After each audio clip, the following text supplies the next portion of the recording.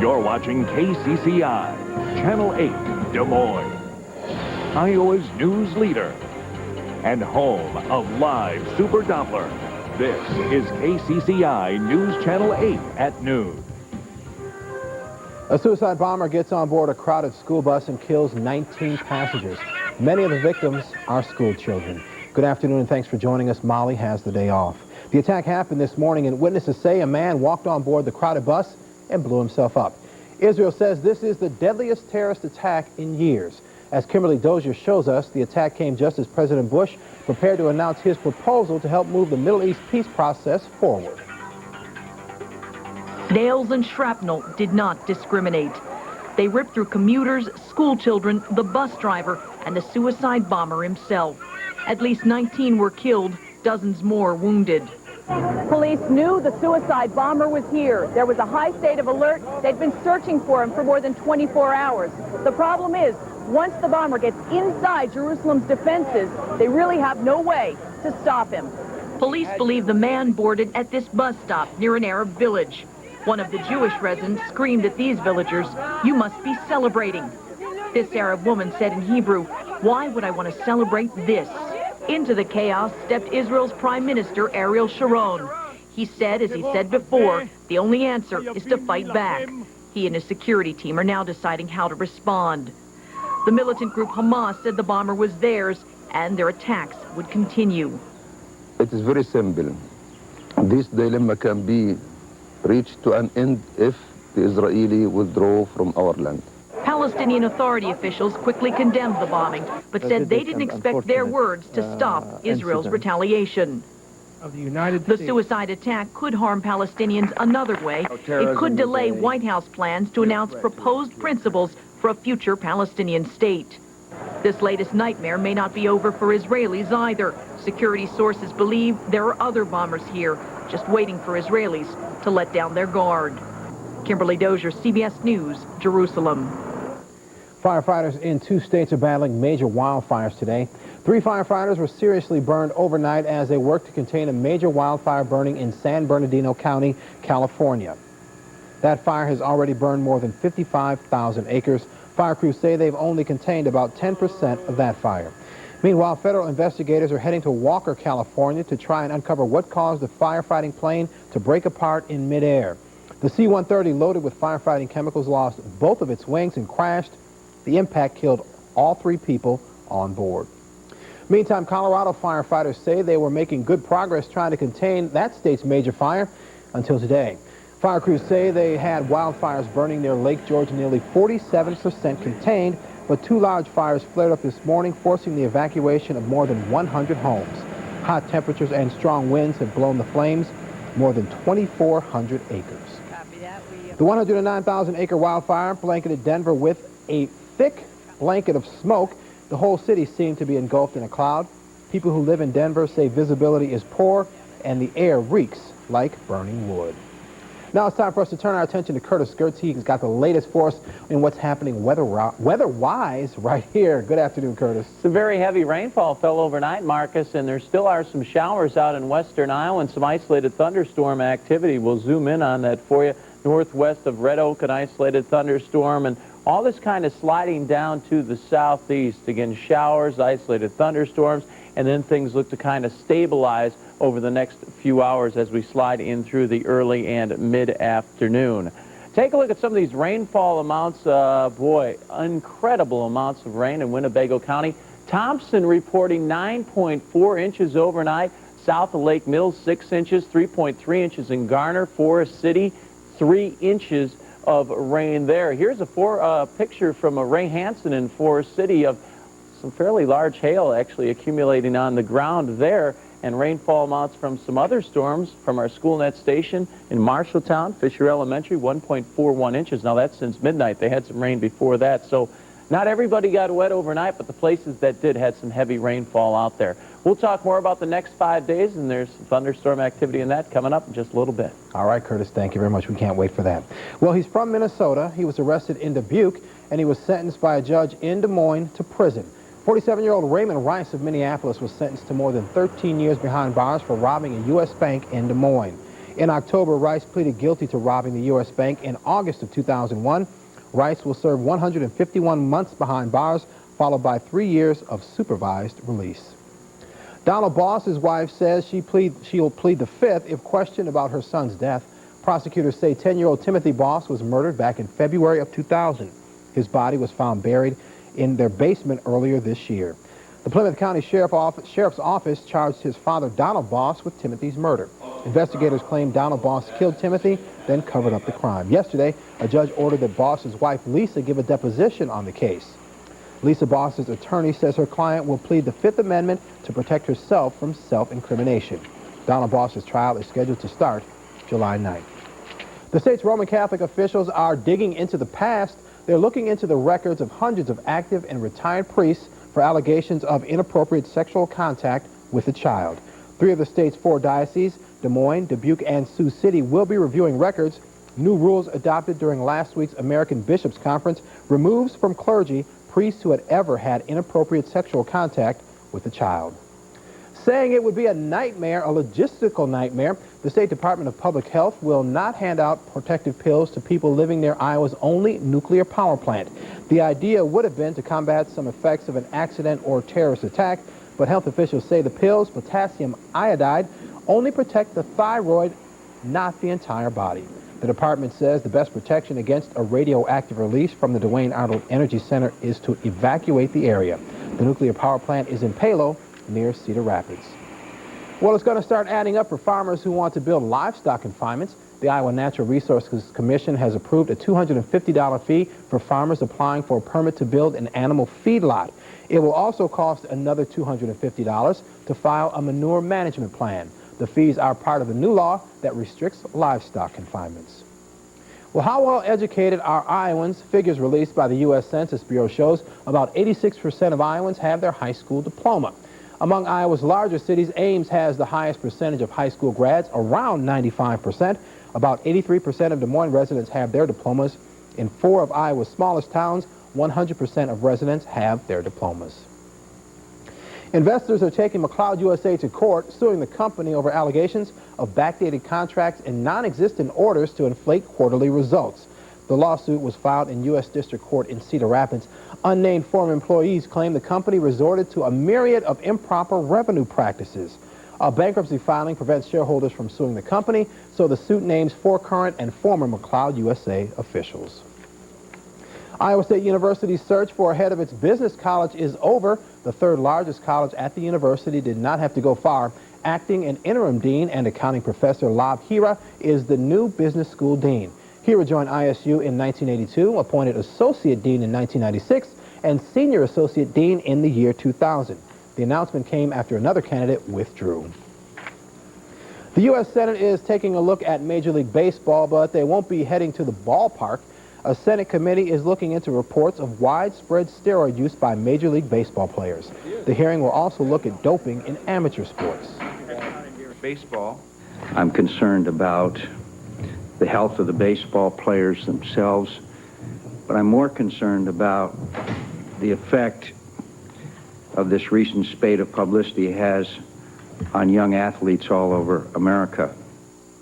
Among those expected to testify today, the owner of the World Series champion Arizona Diamondbacks and the executive director of the Major League Players Association. Well, there's some breaking news coming out of Minnesota this afternoon. Jesse Ventura says he will not run for a 2nd term in office. The former pro wrestler says his heart is no longer in the job. He says he's also tired of what he calls attacks on his family. His announcement comes amid reports that his 22-year-old son had used the official governor's residence for weekend parties. Still to come on News Channel 8 Live at noon, actor Robert Blake wants a judge to give him bail so he can prepare for his murder trial. But we'll show you why prosecutors say it wouldn't be safe to let Blake go free. He's a big hit at the box office, but as you'll see, this real-life wall crawler got a lot less than warm reception when he tried to climb a French building. And we'll show you a quick way to add a little color to your garden. Those stories and much more just ahead. Stick around.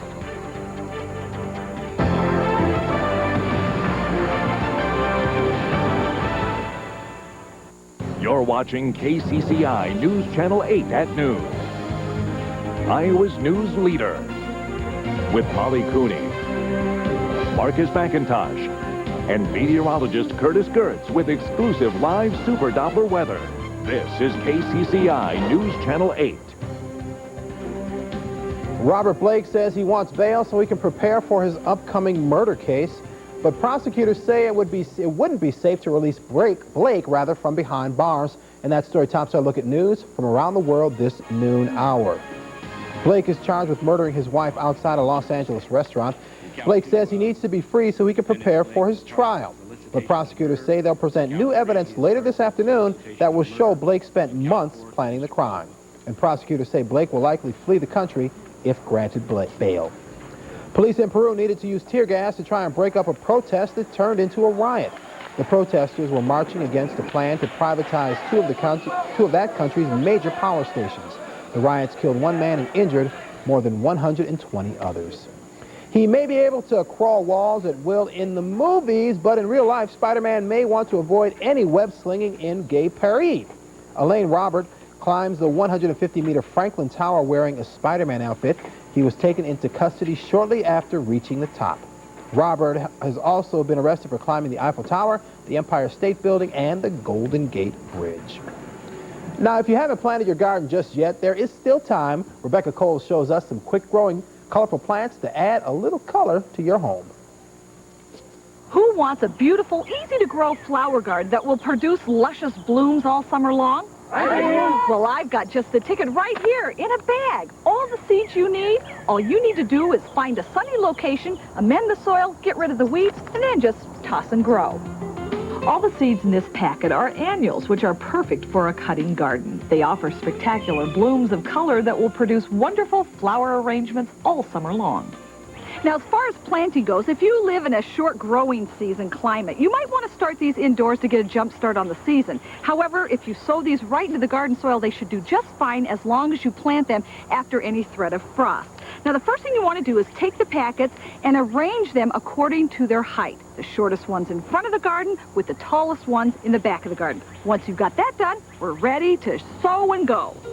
For example, since cosmos is one of the tallest flowers, it will go in the back of the garden. Zinnias are shorter than cosmos, so they'll go in the middle.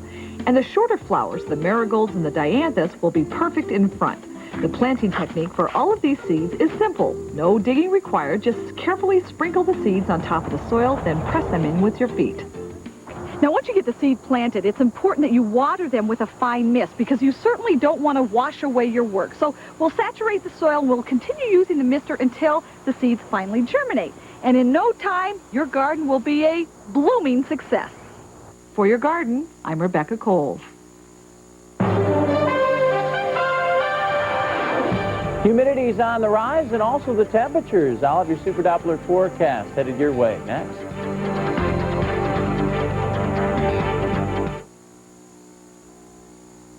Keeping Central Iowa ahead of the storm. Your live Super Doppler 8 forecast. Welcome back, everyone. West Skycam pointed back towards downtown. We're starting to see increasing sunshine out there. Unfortunately, you can even feel it, increasing humidity across the region.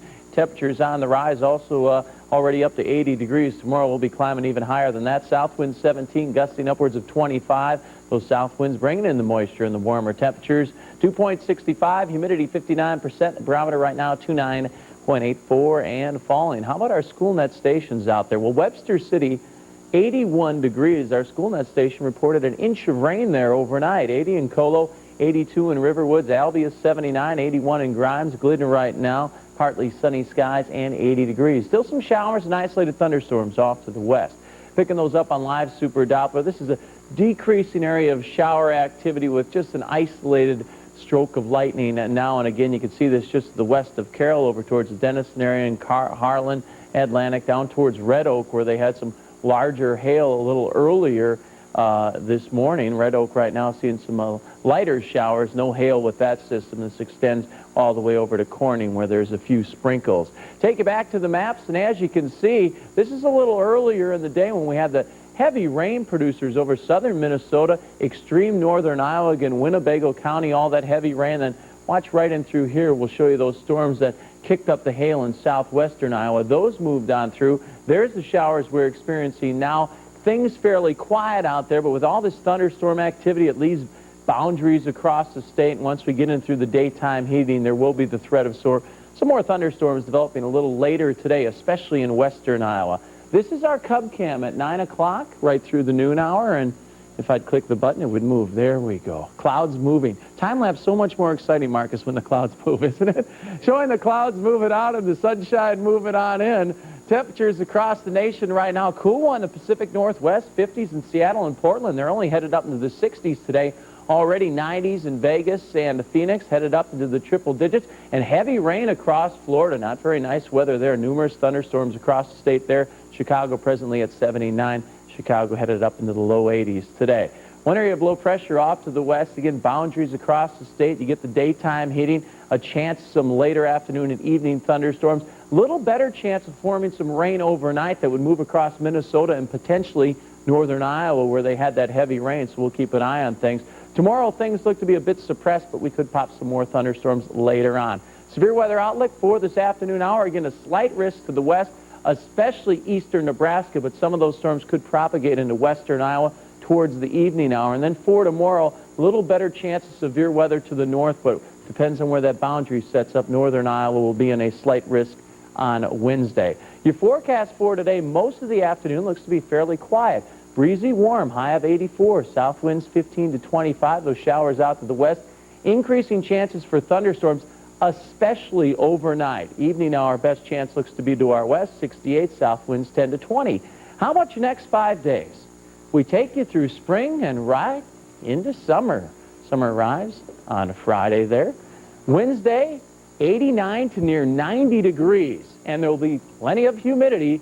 Even though it's spring, it'll feel like summer. It's kind of a preview 2 days early. 84 on Thursday, and then a chance of some thunderstorms as we head towards the weekend. Country on the River starts this Wednesday. Kevin Denny, and today's winner, Rosemary Russell from Des Moines. All right, congratulations to Rosemary. Go to the iowachannel.com if you want to win those free tickets. We'll be giving them away, well, forever, I think. I don't know. Sounds good. Thanks, Curtis. The Des Moines Metro Opera is turning 30 years old. We'll preview the upcoming season after the break.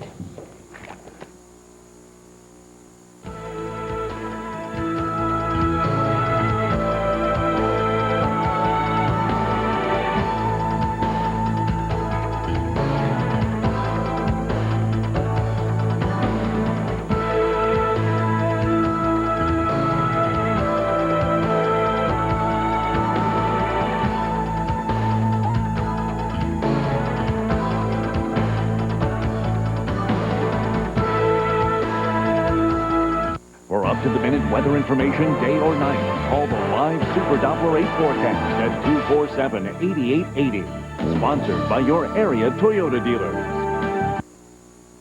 Good afternoon and welcome back. This weekend, the Des Moines Metro Opera will unveil 2 of its 3 shows taking the stage this month. Who would have known 30 years ago the company would open 3 different shows in the very same month? Turandot and Salome open this weekend, while Candide opens next weekend. Joining us this afternoon with more is Geraldine Mace, Executive Director of the Des Moines Metro Opera, and Perry Rice, who's performing in Salome. First of all, thank you both very much for joining us. And Geraldine, my first question has to be for you. 30 years for the Des Moines Metro Opera. Can you believe it? We were all 2 when it started 30 years ago. I wasn't even born. That hurt. Okay. That Well, hurt. I was. Oh, it's 30th anniversary, you're right, with Turandot, Salome, and Candide, and Perry Price here is our King Herod in Salome, and you have an up-close and personal glimpse of that, as Marcus is going to be one of our the executioner, one of our supernumeraries in the show this summer. Let's hope I don't fall and embarrass myself. Hopefully I'll get it right. 3 shows opening the same month. How uncommon is that? This seems like a lot of work for the company. Well, you know, we've always done shows in what's called repertory, and it's one of the reasons that we draw audiences from all over the country. You know, about 20% come from outside of the state every year, and so Friday night, Saturday night, Sunday afternoon, Tuesday, Wednesday, whatever it is, any night you come, you see a different show. And yes, it is a lot of work, but it's a lot of excitement, and it's a lot of fun to have all those people here, all those artists from all over the country coming for up to 9 weeks with us. Turandot opens on Friday. Salome opens Saturday. Perry, you're the king in Salome. Tell us a little bit about that. Is it good to be king? It's good to be king, and I have to say that I've been involved in a lot of productions of Salome around the world. I just came from Kennedy Center in Washington, where I was involved in the Salome there, and I have to say the production that we're doing here holds its own with any productions I've done anyplace. And I didn't even tell you to say that. No, she didn't. She didn't. Not even in the contract. No, no. It's a very beautiful production, very well done, and the quality of work here is really super. I'm very happy to be part of it. In watching some of the rehearsals I've been to, it seems like a very intense performance. My part is, what, 90 seconds at the most, but watching it backstage and in the audience, it seems very intense. Is that draining? It is very, very tiring. I have said this before. I would rather do a 5-hour Wagner opera. I'm less tired at the end of that than I am doing the role of Herod. Strauss was very, very hard on his singers. Very, very difficult music, but it is the intensity of this music and the intensity of the plot that makes the opera spellbinding. Perry, thank you very much for joining us. Jolie as well. The Des Moines Metro Opera Turner opens on Friday, Salome on Saturday, and Candide opens a week from Saturday on the 29th. For ticket information, call 515-961-6221. Go check it out, and of course, I'll be in Salome. If you blink, though, you'll miss me, but check it out anyway. We'll be right back with a final look at your forecast after the break.